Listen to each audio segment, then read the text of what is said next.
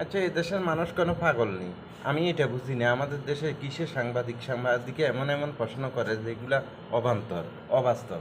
এত বছর গণতান্ত্রিক সরকারের নামে যে হরিলুট চলছে, ওইটা থেকে এখন বর্তমানে যখন ডাক্তার ইউনূস একটা আন্দোলনের ভিতর দিয়ে একটা সরকার গঠন হয়েছে, এ সরকারকে সময় দিতে হবে।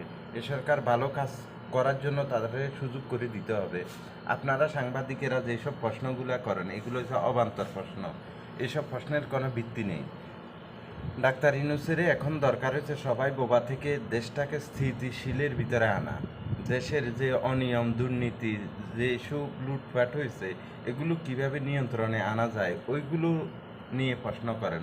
আপনারা কি মানে এমন এমন প্রশ্ন করেন যেগুলো অবান্তর, এগুলোর প্রয়োজনও নেই। কিভাবে দেশটা সুন্দর হবে, কিভাবে দেশের মানুষ ভালো থাকবে, কিভাবে দেশটা সামনে এগিয়ে যেতে পারবে, এই রকম